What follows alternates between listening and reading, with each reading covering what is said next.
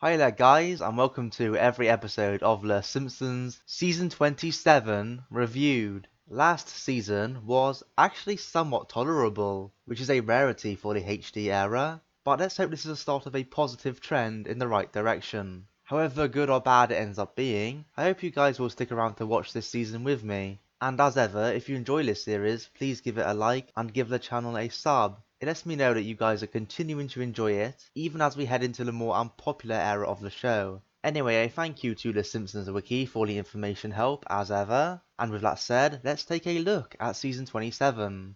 Season 27, Episode 1, Every Man's Dream. Or should I say every man's nightmare, am I right? After Homer comes home drunk, he and Marge visit a marriage counselor and have a trial separation, during which they both begin dating other people. Except it all turns out to be a dream. My trivia here is that the couch gag is a parody of numerous Beatles album covers, and I didn't have a best moment, none were worthy of the recognition. The season starts off on the worst note possible. There's no hyperbole in that. This is actually my worst episode so far. You know what, screw it, this episode gets nothing! It loses! Good day, sir! In all seriousness, the reason I decided to make this episode the first zero of this series is that it does so much wrong. It's pretty insulting, to be honest. In a twisted way, it's actually impressive how much it does wrong. Let's start off with the shameless promotion. This was hyped up to be this big deal about Homer and Marge finally breaking up. And just like last season's opener, they didn't actually have the decency to live up to their advertising, which I will come to.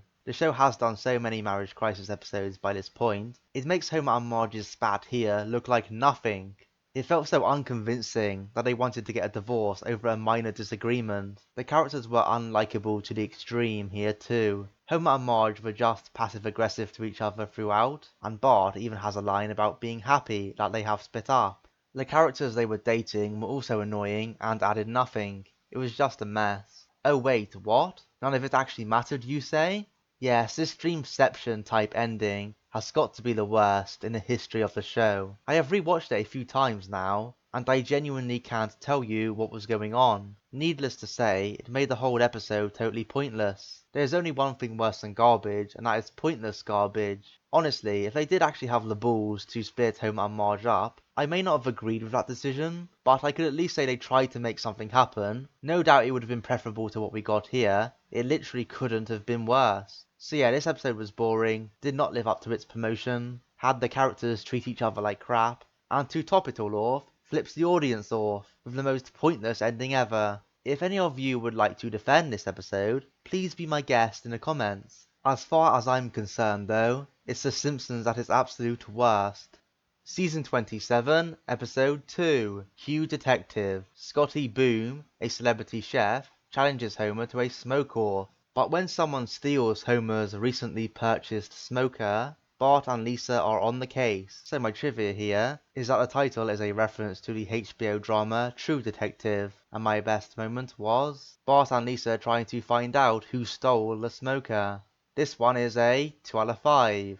And it was an improvement over that abysmal opener, but it was impossible not to be. This was potentially on course for a 3, because some of the cooking scenes were nice. It was good seeing Homer revel in his smoker grill which he brought, instead of a new washing machine. It seems extremely in character for Homer to do something like that. Once it gets stolen, it is also nice to see Bart and Lisa set out to find it. There was a decent joke with Santa's little helper getting his head stuck in a peanut butter jar. And the trip to the scrapyard was quite interesting. Around the halfway point, the episode declines quite a bit though. The entire family other than Marge lose hope about the cooking contest, and spend minutes on end lounging around in self-pity. It was not fun to watch, and although it was somewhat believable for Homer to do this, it felt off that Bart and Lisa would succumb to the depression so quickly. The ending reveal of who stole the grill was also disappointing. I mean, I didn't even care for the celebrity chef to begin with, so there is no way I was going to care about his relationship with his random son. This ending really soured my opinion on the episode, and along with the boring second half, guarantees that this gets a 2.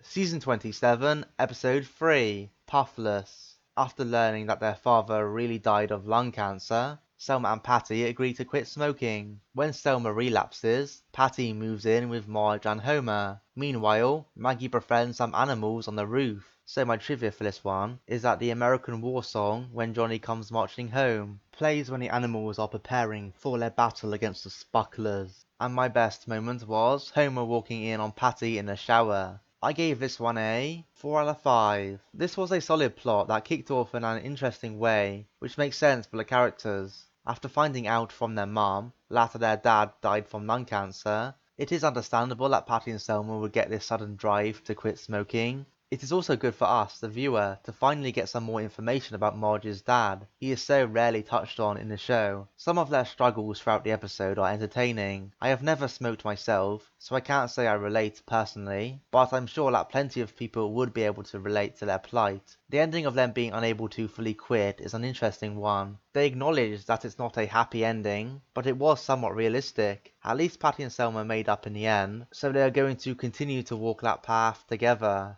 Maggie's subplot with the animals was pretty strange, but I enjoyed it. It's always fun to see her go on adventures, and it was well done here, with a fun battle with Cletus's dog, and a return of Spider-Pig for good measure. There were some entertaining jokes and moments here too, like the strap on Maggie's car seat saying precious cargo, and the strap on Grandpa's just saying cargo. There was also this nice little shot of the fleas on one of the animals, marching like the animals themselves were. And as I said, I found Homer's reaction of literally bleaching his eyes after seeing Patty in the shower to be funny. Bart thanking Homer so much for saving him from the same fate also worked very well. All in all, this was a solid episode in all departments. Season 27, Episode 4, Halloween of Horror. Lisa becomes frightened after a trip to the Krusty Land Halloween Horror Night. Liz forces Homer to take down his Everscream Terrors decorations and cancel Halloween. So this episode in the UK can't be aired before the 9 PM watershed because of the lyrics and costume designs in the song Grown Up Halloween. And my best moment was Homer thinking Hans Moleman was Lisa. This one is a 4 out of 5. So it is rare for the show to do an extra Halloween episode in addition to the Treehouse of Horror, but this one was mostly enjoyable, so it was worthwhile. Despite me liking it well enough, I probably don't actually like this one as much as most people. This is one of the most universally acclaimed modern Simpsons episodes by the fan base. I have seen it at the top of a lot of lists of best modern episodes. I will tell you why I don't rate it quite that highly, after I heap some well-deserved praise on it. The atmosphere was great throughout. They used the concept of showing an in-universe Halloween in Springfield very well, especially by showing what the town gets up to in that Marge and Bart subplot. Lisa being scared after going to this park was also handled well enough. The scenes in there are quite well animated, and the mild jump scares are enough to convince us that an 8-year-old like Lisa could well get scared. Lisa's behaviour here actually kind of reminds me of The Girl Who Slept Too Little, and I did like that episode even more than this one. Homer and Lisa have some nice moments together at the house, as he tries to keep her from getting scared. The ending of Lisa being willing to burn Taily to set off the fireworks was also a good one. As far as the jokes go, this was not super funny but had a couple of nice ones. The town song was nice, especially if you keep an eye on the characters in the background. And as I said, Homer holding Hans Moleman's hand instead of Lisa's and not listening to him was great. If you think about it, Homer has now mistaken him for both Bart and Lisa on the show, which is pretty insane. So, why didn't I give this a 5 then? Basically, from the halfway point on, I could see where this was going. The 3 dudes that Homer got fired, I never found particularly intimidating personally. Honestly, I almost feel like Homer could have taken all 3 of them at once. Even as they were ransacking the Simpsons' house, they just didn't give off a threatening vibe to me. Because of this, the suspense did not build up enough to make the climax feel like a big deal. And given that it was obvious that the 3 would be caught in the end, the suspense was all the last part of the episode really had going for it. So yeah, the disappointing antagonists of the story, and a slightly predictable ending, stopped this from being amazing for me. It was still a good episode though, so I'm certainly not going to argue with anyone who thinks this is 5 worthy. Season 27, Episode 5, Treehouse of Horror 26. The 3 short stories this year are Wanted Dead, Learn Alive, Homerzilla, and Telepaths of Glory. So my trivia here is that this episode marks exactly 25 years since the first Treehouse of Horror, which aired on October 25th, 1990, and my best moment was Sideshow Bob finally getting Bart. This year's Treehouse of Horror gets a 1 out of 5. Sadly, the actual traditional Halloween episode was nowhere near as good as last week's impromptu one. In fact, it becomes the worst Treehouse of Horror so far, by being the first to get a 1. The first part of this was the much advertised segment of Bob finally killing Bart after 25 years, and it definitely did scratch that itch, as he managed to find a way to kill him over and over again in some gruesome ways. Unfortunately though, outside of that novelty, this had nothing else to offer. Seeing the same thing again and again unsurprisingly got old, and as such made the whole thing feel boring and disappointing. Homerzilla felt similar to King Homer, only a lot worse. They tried to show off Homer as a monster, but unlike when he was King Kong and had the bond with Marge, here there was no such connection he had with anyone, making it all feel a bit pointless. Oh, and a bit with the film people making a movie out of it felt totally out of place. The final part had a filler-like feeling. The kids having powers was not done in an interesting way, and once again it felt like just a bunch of stuff that happened, instead of it having any reason to happen. It honestly seemed like the writers did not care about the last two parts, and instead put all of their eggs into the Sideshow Bob basket. That was a massive mistake, as even that part was not particularly good. This is by far the least interesting Treehouse of Horror, and is deserving of its rating. The final quote summed it up well. Just because it looks like Season 4 doesn't mean it is. Season 27, Episode 6, Friend with Benefit. Lisa makes a new pal at school named Harper, who has a billionaire father that takes a liking to Homer. Soon though, Lisa and Harper fall out, forcing Homer to choose between Lisa and his new luxury lifestyle. So much of it is that during the credits, Homer mentions the movie Back to the Future, when saying goodbye to the things on the island. And my best moment was the Ivan et Niarge reference during the concert. I gave this one a 2 out of 5.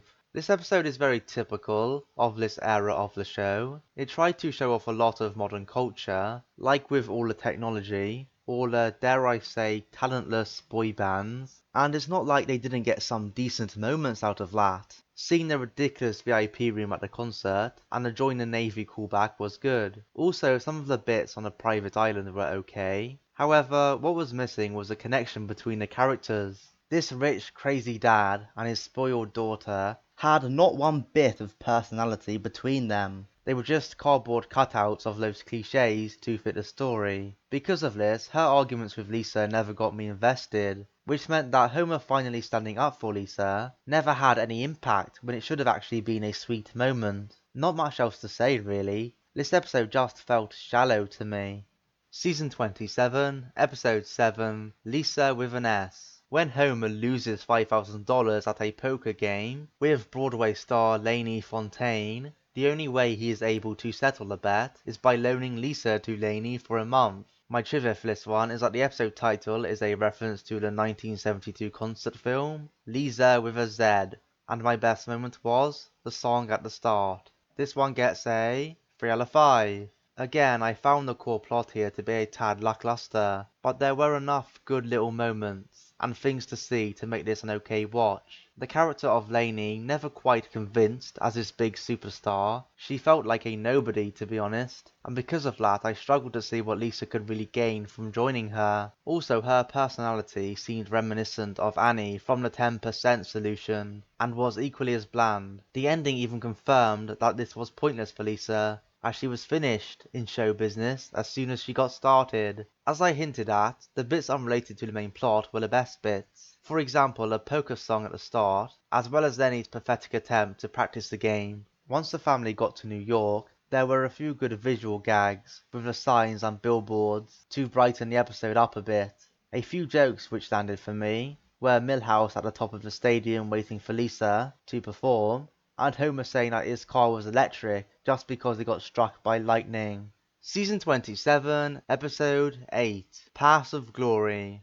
Lisa sets out to restore the tarnished reputation of Springfield's first female inventor. Meanwhile, Bart gets mistaken for a sociopath and is sent to a special mental health facility. So my trivia for this one is that the song Crazy Train by Ozzy Osbourne plays during the montage showing Bart taking advantage of his sociopath status. And the best thing here for me was the ending. I gave this one a 3 out of 5.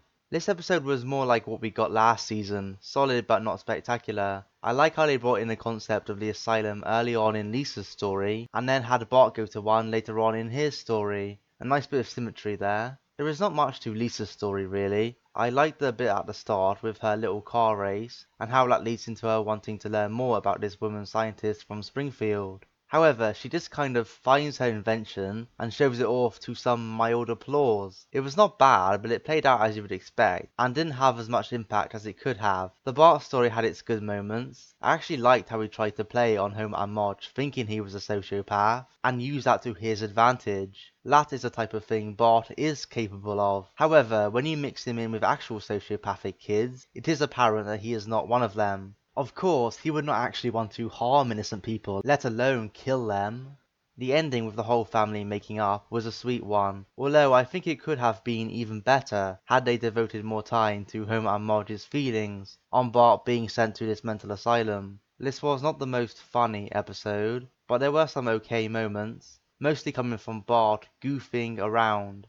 Season 27, Episode 9, Barthood. Bart's life story is told using flashbacks to when he was as young as 6, and flash forwards to the future, featuring fights with Homer and his frustrations of being overshadowed by Lisa. So the title and this episode itself pays homage to the 2014 award-winning movie Boyhood by Richard Linklater. And my best moment was seeing how Bart bonded with Abe. This one is a 4 out of 5. This is another well-loved episode of the show that often gets lumped in with Holidays of Future Past as a well-done modern future episode. Of course, this is a bit of a flashback as well, but I digress. What this episode essentially did was just show snippets from various points of Bart's childhood up until he was about to become an adult. This was a nice way of doing things, as it allowed them to condense a lot of character growth into one single episode, in a way which was easy to follow. His interactions with his family were solid throughout. I liked seeing a few scenes of him and Grandpa bonding growing up, and of course he tries to honour him after he passed away. Abe being dead does mess with continuity a bit, but who cares at this point. He has his problems with Homer throughout the episode, which is to be expected, but it's really all over Lisa. It is understandable why Lisa would get all the attention being the smarter child, who stays out of trouble, and has more academic achievements. Despite it being understandable,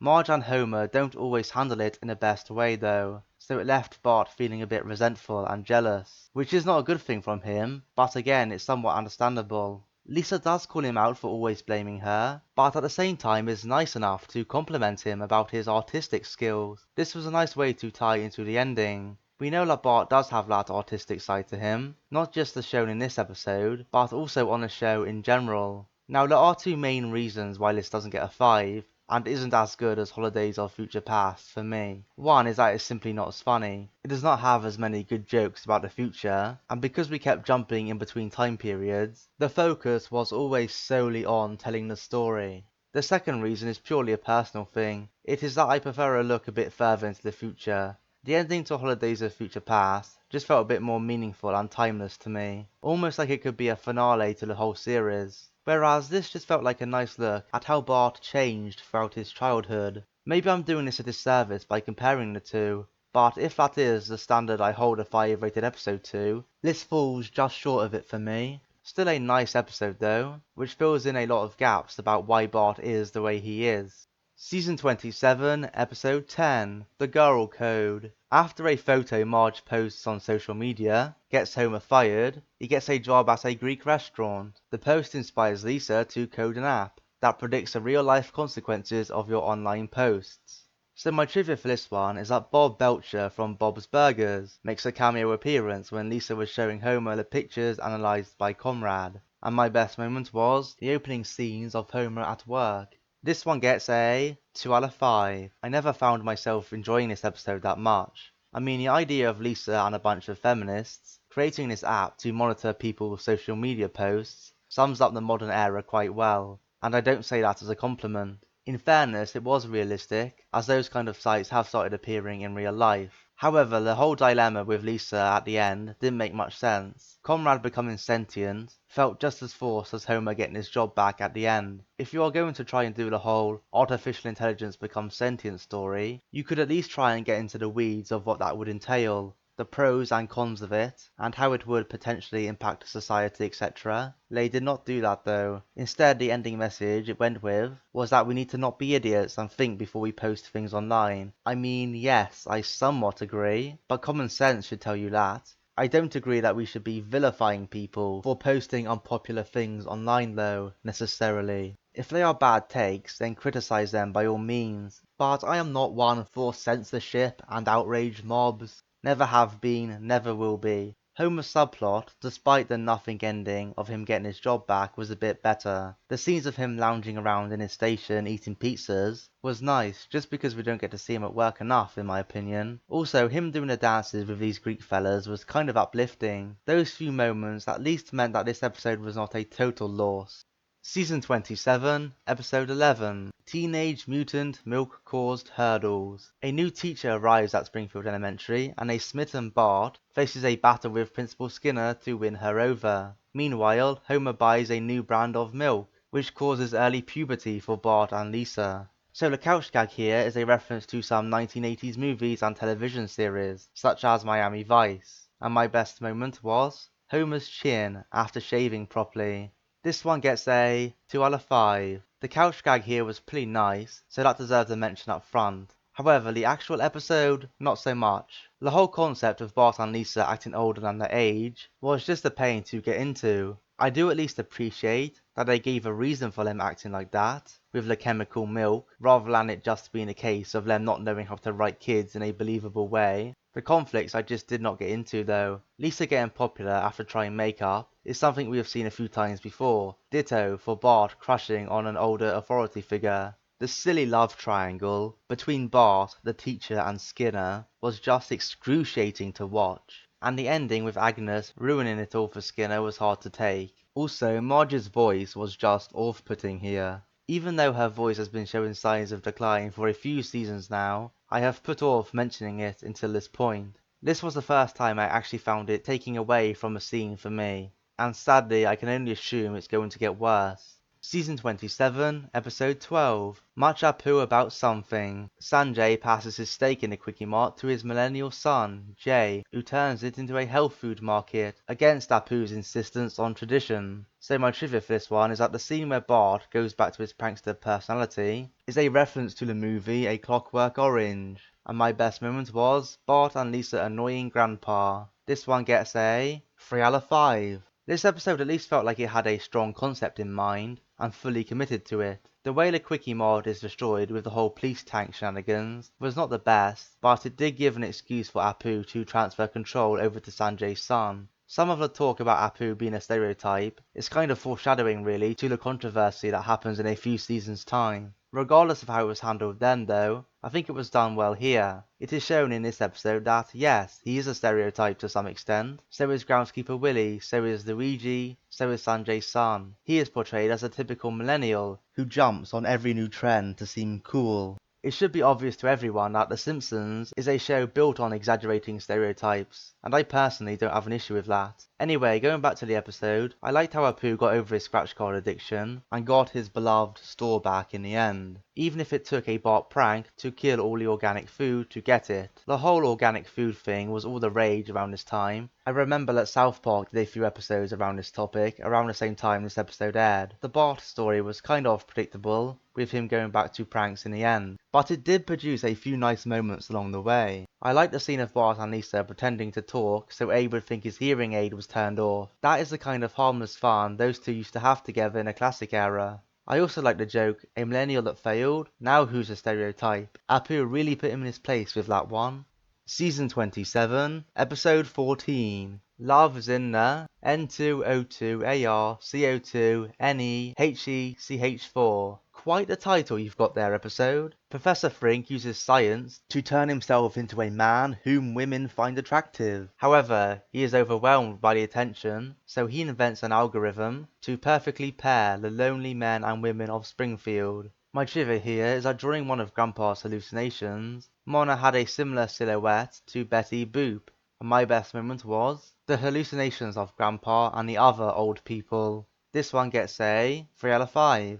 I don't have a great deal to say about this. Frink trying to use science to turn himself into a ladies' man is a plot you might expect from the show, but he has had the odd success with them in the past, so I don't buy just how clueless he is depicted around women here. I never got interested in any of Frink's relationships here, as they were never really given any time to breathe. Partly because the time here was split pretty evenly between the main and subplot. The ending also just kind of had Frink accept that he is fine without love. I am not against that per se, but the episode didn't do a good enough job showing us why he came to that conclusion. On that Grandpa Pill side plot, it was okay. It never built to any meaningful conclusion, but it did contain some decent fantasy sequences, with Grandpa imagining the olden days. There were also some decent jokes here, which prop this up to a 3, like Coral apparently having a domesticated Wolverine, or Bart playing blackjack with the old people, or telling Grandpa how he is more important to him than Lisa.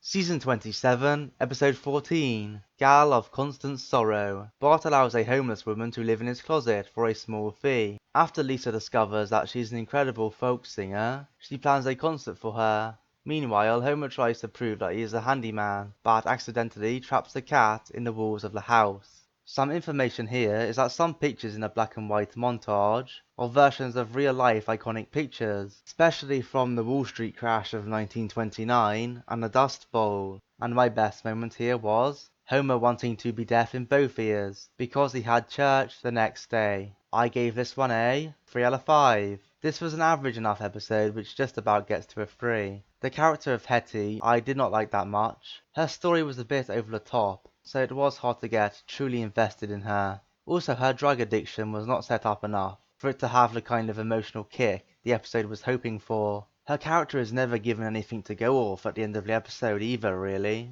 She just sings with Lisa in front of an empty stage, and that is the end. I also found her voice to be a bit annoying and inconsistent. Her speech was slurred at some points, but then not at others. It never made much sense. I did at least like some of the back and forth with her, Bart and Lisa about being kept in the house. Homer's subplot was simple, but I still liked it slightly better. Homer screwing around with the cat and the dog in the walls was mildly entertaining, mainly because I can totally buy Homer being that bad of a handyman. The few funny lines here also come from Homer, like the aforementioned one about wanting to be deaf for church. Season 27, Episode 15, Lisa the Veterinarian. After saving a raccoon with CPR, Lisa discovers her calling as a veterinarian and becomes an intern at the local office. My trivia for this one is that groundskeeper Willie plays the song Amazing Grace on his bagpipes at Nibble's funeral ceremony, just like he did at Maud Flanders' funeral. And my best moment was the opening scenes at the water park. This one gets a 3 out of 5. I think the heart of this episode was in the right place, but it also had its share of problems. To start off with the positives first, Lisa being a assistant veterinarian does feel like a natural fit, so much so that I'm kind of surprised that it took this long for him to try it. Sure, the story of her getting too full of herself and having to learn a lesson in the end has been done to death, but the originality of her new job makes up for that somewhat. The Marge story of cleaning up police crime scenes had potential but ran into a few issues. 1. It never had much of a resolution, and 2. It showed off Marge's voice at its worst. I don't want to keep picking on Julie Kavner, and to be honest I don't even blame her here. The voice direction did not help her out at all, with all the weird crying noises she had to make with Lisa. Surely they could have found an easier way to make that sound better. Despite the obvious flaws here, there were still a few good moments to be found. As I said, the bits at the water park were fun, with Bart's pranks, and the people all overreacting to them. I also liked how obsessed Homer was with the cool air from the new ceiling fan. Season 27, Episode 16, The Marge-ian Chronicles. Lisa volunteers for a future permanent migration to Mars, much to Marge's chagrin. Unable to convince Lisa not to go, Marge decides to go with her. So, in one of the scenes here, Maggie is wearing her regular clothes instead of a mission suit. And my best moment was Homer and Bart's way of dealing with Marge and Lisa's complaints. This gets another 3 out of 5. This indeed continues a spree of 3 rated episodes. and this is probably the best of them. The opening scenes of Homer and Bart stealing the eggs from Ned's chickens were not great, and it also didn't transition that well into the main story. Once we actually got into the space mission though, things picked up. Lisa of course got invested in it and signed up, but understandably, Marge did not want her to commit to something like this. I liked how the conflict started out between them as a simple reverse psychology mind game, but they kept calling each other's bluff until it was too late and they were off to Mars. Luckily for them though, they were not actually off to Mars, because the people behind the operation did not know what they were doing. Normally I might be annoyed at that underwhelming ending, but here it was kind of foreshadowed that these two young dudes were just dreamers, incapable of actually pulling anything off on this scale. To go along with the solid Lisa Marge story, we also got a few good gags. Homer's only comment about his time as an astronaut was that he almost got everyone killed, and as I said, I also liked Homer teaching Bart the best way to cope with Lisa's complaining. Just sit there nodding your head with a few pre-programmed responses. Season 27, Episode 17, The Burns Cage. When Smithers is devastated by Burns' lack of affection towards him, Homer helps him find a partner. My trivia here is that the title of the episode is a reference to the 1996 comedy film The Birdcage, in which Hank Azaria had a part in, and my best moment was Lindsay Naegle as a new Smithers. This episode gets a 2 out of 5. I know this episode got some hype as the one where Smithers finally comes out to Mr. Burns, but in actuality that never happened at all. It ended up being a disappointing episode, where Smithers feels rejected and underappreciated by Burns, so leaves him for Julio. Sadly, Smithers ended up getting no development at all. His relationship with Julio never stood a chance because he could not get over Mr. Burns, so he ended up going back to him in the end in a half-assed way. That scene where Smithers agrees to go back to him could have been relevant and impactful if he say put his cards on the table and let Burns know where he stands, but no, he meekly accepted his subservient role again, and will continue his unrequited love for Mr. Burns. That is a sad state of affairs really, because we know Burns will never be interested in him because he's not gay, and he also treats him like crap. So Smithers is just doomed to stay in his role forever, never reaching a state of happiness. I'm not sure that is the message this episode wanted to convey, but it did so regardless. The Casablanca subplot was absolutely nothing. It was boring and gave me no reason to care, and it also had an ass-pull of a twist at the end to top it off. The episode was also not funny. The only decent scenes were Mr. Burns trying to replace Smithers. Lindsay Naegle being a total opposite to Smithers worked well, as did Smithers dodging the trapdoors. This was a disappointing one overall though, as it could have done something new with the Smithers-Burns dynamic, but instead settled for the same old tired formula. Season 27, Episode 18, How Lisa Got Her Marge Back. Lisa is distraught after she overhears Marge saying that she hates jazz, even when she plays it. Meanwhile, Bart teams up with Maggie to trick and prank people. So when Lisa comments, is there nothing so beautiful that they won't keep exploiting until it's worthless? An advert for the Simpsons Season 17 DVD release flashes on the screen, and my best moment was Bart doing pranks with Maggie. This one gets a 2 out of 5. Interesting that we get another Lisa Marge story so soon after the last. This one didn't work for me, mainly because I didn't really get what they were going for. Lisa gets upset at Marge because she doesn't like jazz, and given that Marge did lie to her about it, it is understandable I guess. But of course, from Marge's perspective, it is obvious why she would lie about that. She doesn't want to hurt Lisa's feelings. This conflict by itself is not enough to hang the whole relationship on though, and instead of developing this further, adding bits to the story as we go, like why Marge felt the need to carry on the lie, and why Lisa had a real problem with it. Instead, Marge just takes Lisa to some boring shows, and apparently that is enough for Lisa to just accept it and move on. Now, I'm not saying that Lisa shouldn't accept it, in fact I think she should, but it does confirm that this premise never had enough about it to sustain an episode. Also, I am a bit worn out on Lisa and Marge crying with each other at this point. We have literally seen it in 3 of the last 4 episodes. The subplot with Bart using Maggie for some pranks was a bit better. It was fun to see how they messed with each other's hair to make them look like each other. It's always good to see some Bart and Maggie stuff. It was too much on the short side though to save this episode from being anything but a 2. Season 27, Episode 19, Fland Canyon. Homer recalls a vacation to the Grand Canyon with the Flanders family. When they get stranded and Ned and Homer go for help, the families are forced to bond with each other. My trivia here was that the couch gag was created by the guest animator Eric Goldberg and parodies several Walt Disney movies, and my best moment was the horse imagining Homer as a pile of rocks. He's probably not too far off either, is he really? I gave this one a 4 out of 5. The story here was solid, but the episode is only getting a 4 because it has some good jokes to supplement it. The opening scenes of Homer trying to put Maggie to sleep were cute, including Homer driving to a Krusty Burger drive-thru in the middle of the night. The story of their trip to the Grand Canyon being told as a bedtime story to Maggie was also a nice way to frame it. It allowed for some nice cutaways back to the present time, with Lisa also wanting to hear the story. Now, the two families' time at the canyon was okay, but not amazing. We have seen it all before, with Ned and Homer trying to put their differences aside to save their families. That had Boy Scouts in the Hood vibes.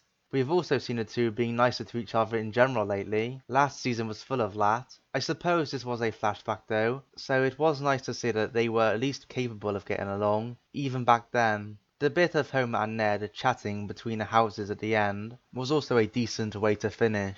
I would say that some of the scenes dragged on a bit here, and the way in which Homer and Ned stole the food was not particularly well done. Some of the jokes though did make up for it. I liked Homer saying, "I hate to see a wolf get punished for having normal appetites," about Little Red Riding Hood, as well as him saying, "Ah, Big Maggie," when he saw Lisa in the room. And once again, my favourite was Homer being nothing more than a pile of rocks to the horse. Oh, and there was also some nice looking animation of the canyon and the starry sky, which helped the slick feel of the episode. Season 27, Episode 20, To Courier with Love. After promising Marge the trip of a lifetime, Homer makes a deal with a travel agent to be a courier of a top secret briefcase, in exchange for a discounted family vacation to Paris. So the flying balloon house seen in this episode is of course a reference to the 2009 Pixar film Up, and my best moment was just seeing the French skies from the Creeps of Wrath again. This one gets a 2 out of 5. I should probably like this more, as on paper it has all the typical ingredients you would expect of a solid episode. Some travel jokes and some nice moments between Homer and Marge instead of a full-blown marriage crisis. Sadly, there are too many weird occurrences and contrivances which hold it back. Firstly, Homer finding their little car in the garage to kick the plot off made no sense. I mean, they obviously would have found it by now. That was purely an ass pull by the writers. Then he had to give the money he made selling the car back, immediately after he promised to take Marge to Paris. This is why he has to end up carrying around an endangered snake of all things, leading to him being chased by criminals. It was all over the place and far too unbelievable to be taken seriously. I did at least like seeing Bart's kidnappers from season 1 again, just for nostalgia's sake really. They don't really achieve much other than chasing Homer and Lisa around Benny Hill style, but it is what it is. The jokes were lame here too. The ending one with the cops kissing Homer was about as poor as you can get. Season 27, Episode 21, Simprovised. After butchering a speech in front of his friends at work, Homer turns to comedy to regain his confidence in public speaking. Meanwhile, Marge offers to rebuild Bart's treehouse. My trivia for this one is that when Homer's mind explodes with premises, Ayn Rand is sitting on a chair in the philosophy objectivism section. And the best moment here for me was seeing all the other treehouses in Springfield. This one is a 2 out of 5. There were a few decent moments here, but I'm not going to hold back on these ratings. I thought this was overall lackluster, and as such this gets a 2. The main reason for this is that this never really decided what it wanted to be. It's like it was trying to work off a few templates of cliché Simpsons story beats, like Homer getting a new job and having to deal with Lisa's moral objections, Bart making Marge mad and having to apologise, etc. Not only did this make the episode feel uninspired, the execution was also off. In Homer's story, the problem was that Homer's moral conflict with Lisa was so undercooked, and there was no real ending to it. As for Bart and Marge, they ruined what was a good scene between them. That had Bart apologising for taking her for granted. That was a sweet moment. Straight after it though, it was revealed that Homer gave him a pre-wrote apology, immediately taking away that good moment you just created. What was even the point of that? It's not like it was even a funny joke. Despite that though, the subplot is still where the best moments come from. I liked Marge building the treehouse. It calls back to her carpentry skills from the teen seasons, especially the episode Please Homer Don't Hammer 'Em. but being able to see all the other tree houses and being able to see what people were getting up to in them was interesting. I guess I also have to talk about that live phone-in segment at the end, which they cut the main plot short for, by the way. It was a bit of a train wreck, to be honest with you. Nothing but Homer sitting there with horrible lip sync, unfunny answers, and the odd background gag now and then to try and make it look interesting. A very disappointing episode overall. Season 27, Episode 22, Orange is the New Yellow. When Marge gets arrested for letting Bart go to the park unsupervised, she serves time, only to realize that prison is a welcome break from the demands of her home life. So my trivia here is that in the intro, when Maggie is being scanned at the supermarket, instead of the usual $468.52, the scanner instead reads, "Read again." And my best moment here was the ending. So does the season end in a good way? Not really, no. The season finale continues a 2 out of 5 streak. Marge in prison is just never a concept that seems to click with me. Even in the season 4 episode Marge in Chains, it never worked that well. Here it is even more silly, as the reason she gets sent down is so dumb. Also, once she gets in there, she apparently likes it. In fact, she liked it so much that she would literally rather stay in prison than be with her family. Now, I get the idea of her enjoying a break away from the demands at home, but when prison appeals more to her than her day-to-day life, it is a sad indictment on her relationship with her family. And that's just not a good message to be sending, really. Because of this, even though the ending is kind of a sweet moment, it does not fully make up for all of the unfortunate implications about Marge's life. The subplot with the kids was also not great. The only decent gag to come out of it was seeing Arnie Pie berate Kent again, as he desperately tried to survive the tornado. Overall though, this was a weak way to end the season. Well, that is all the episodes of Season 27 in the books, and here is what I thought of the season as a whole. The overall average score was 2.55, which is definitely a step down from last year. My bottom 5 episodes were Teenage Mutant Milk Caused Hurdles at 5, Simprovised at 4, Friend with Benefit at 3, Treehouse of Horror 26 at 2, and Every Man's Dream was not only the worst of the season, it was also the worst of the show so far for me too. My top 5 were The Marge-ian Chronicles at 5, Puffless at 4, Fland Canyon at 3, Halloween of Horror at 2, and Barthood at 1. So yeah, this was a pretty bad season in my opinion. Very much alongside Season 24 and Season 25. It's certainly in that ballpark in terms of quality. It did have the worst episode so far, which is certainly a notch against it, and it didn't have a 5 rated one either. Again, I can see arguments as to why Barthood or Halloween of Horror would be 5, but to me neither was quite enjoyable enough or funny enough to get that rating. It's as simple as that. I guess I do have to give some credit to this season for only having 2 1 rated or lower episodes. It's just a shame that it had so many 2s instead. Other than the obvious stuff in this era, of it being not that funny and a bit boring, what else bothered me here? Well, I think now you can just sense the stagnation of the show seeping through the screen. Now part of that is inevitable. Of course we're going to start seeing similar plots reappearing after 27 years. That should surprise no one. But even the voice acting at times was not up to the usual standard of the show. Almost like they were phoning it in at times. Now I really hate to say that, as I don't like to be overly critical. I prefer to be positive rather than negative. I hope you guys noticed that in my reviews. I have praised the voice acting on this show so much in the past. As much as I like to be positive though, I do have to be honest at the same time and call it like I see it.